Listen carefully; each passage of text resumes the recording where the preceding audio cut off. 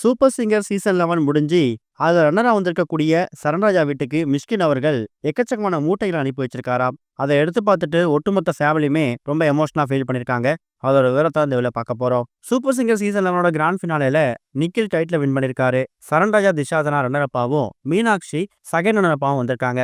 இதுல டைட்டில் வின்னர விட இப்ப ஹாட் டாபிக்கா பேசப்படக்கூடியது யாருன்னு கேட்டீங்கன்னா, சரண்ராஜா பத்தி தான். இளையராஜா அவரோட மண் வாசனை சார்ந்த பாடல பாடுறதுல சரண்ராஜா ஒரு எக்ஸ்பர்ட். அதை விட முக்கியமானது, நிறைய வாரங்கள் அவர் பாடக்கூடிய பாடலை பார்த்துட்டு ஒன் ஆஃப் த ஜட்ஜா இருக்கக்கூடிய மிஷ்கின் அசந்து போயிடுவாரு.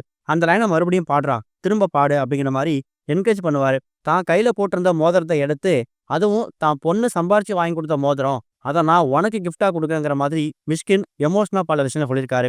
அப்படிப்பட்ட மிஷ்கின் அவர்களுக்கு சரண்ராஜா எப்பொழுதுமே ஒரு ஃபேவரட் கண்டஸ்டன்ட் தான். இந்த சீசன்ல தான் முதல் முறையா மிஷ்கின் அவர்கள் ஜட்ஜா கலந்துக்க வந்திருக்காரு. வந்திருந்த முதல் சீசன்லயே சரண் ரொம்ப பிடிச்சு போயிடுச்சான். அவரோட பாடலுக்கு எப்பவுமே தனி ஃபேன் அப்படின்னு சொல்லியிருக்காரு. அப்படிப்பட்ட சரண் வீட்டுக்கு ஒரு மிகப்பெரிய கிஃப்ட் ஒன்ன தன்னோட கையால அனுப்பி வச்சிருக்காரு. அதுலயும் இது எக்கச்சக்கமான கிஃப்ட்டை ஒரு மூட்டையா பேக் பண்ணி தான் சரண்ராஜா வீட்டுக்கு அனுப்பியிருக்காரு.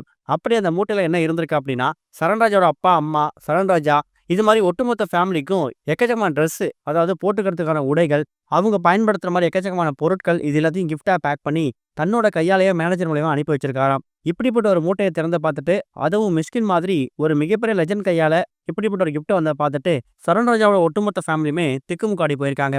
அதை விட முக்கியமானது, ட்ரெஸ்லாம் அனுப்புறதுக்கு முக்கியமான காரணம் என்ன அப்படின்னு பார்க்கும்போது, சரண்ராஜாவுக்கு கோட் ஷூட் போடணும் அப்படிங்கிறது ரொம்ப நாள் ஆசை. நிறைய நேரங்கள் அவர் மேடையில பாட வரும்போது அவர் போட்டிருக்கிற ஷர்ட் மேல கோட் போட்டு தான் பாட வருவாரு. அந்த அளவுக்கு ட்ரெஸ் மேல அதிக விருப்பம் இருக்கக்கூடியவர். அதனாலேயே சரண்ராஜாவுக்கு என்ன மாதிரி ட்ரெஸ்ஸை பிடிக்கும், அதே மாதிரி அவங்க ஃபேமிலி மெம்பர்ஸ் எல்லாருக்கும் தன்னோட கையால் அன்பளிப்பு போகணும் அப்படிங்கிற நோக்கத்துல தான் சரண்ராஜாவுக்கு மட்டும் அனுப்பாம ஒட்டுமொத்த ஃபேமிலிக்கான ட்ரெஸ்ஸையும் ஒரு கிஃப்டா பேக் பண்ணி அனுப்பி வச்சிருக்காராம். இது ஒரு பக்கம் இருக்க, எந்த ஒரு புதுப்படம் அது ஹிட் ஆனாலும் அதை உடனே பார்த்துட்டு அது தனக்கு பிடிச்சிருந்தா அந்த ஒட்டுமொத்த படக்குழுவையும் வீட்டுக்கு கூப்பிட்டு பாராட்டுறது தான் ரஜினி அவரோட வழக்கம். கடந்த பல வருஷங்களாவே ரஜினி இதை ஃபாலோ பண்ணி வந்துட்டு இருக்காரு. இப்போ அவங்க மகள் சௌந்தர்யா தயாரிப்பில் வந்திருக்கக்கூடிய வித் லவ் படம் கடந்த வாரம் ரிலீஸ் ஆயிருக்கு. டூரிஸ்ட் ஃபேமிலி படத்தோட இயக்குனர் அபிஷன் தான் இந்த படத்துல ஹீரோவா நடிச்சிருக்காரு.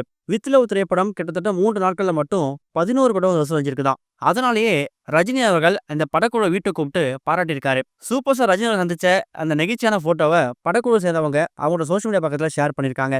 இது மூவ்மெண்ட் கிடையாது, இது ஒரு எமோஷன். ரஜினி அவர்கள் இந்த படத்தை ரொம்ப அப்ரிஷியேட் பண்ணியிருக்காரு. இது பிரைசஸான மூவ்மெண்ட். கண்டிப்பா ஒட்டுமொத்த படக்குழுக்கும் நான் நன்றி தெரிவிச்சே ஆகணும். இந்த வாய்ப்பை ஏற்படுத்தின சௌந்தர்யா மேம்க்கு ரொம்ப ரொம்ப நன்றி அப்படிங்கிற மாதிரி எமோஷனலா பல விஷயங்களை போஸ்ட் போட்டிருக்காங்க. இது மூலயமா இந்த வித் லவ் படத்துக்கான அந்த எதிர்பார்ப்பு அப்படிங்கிறது இன்னும் அதிகமாயிருக்கு.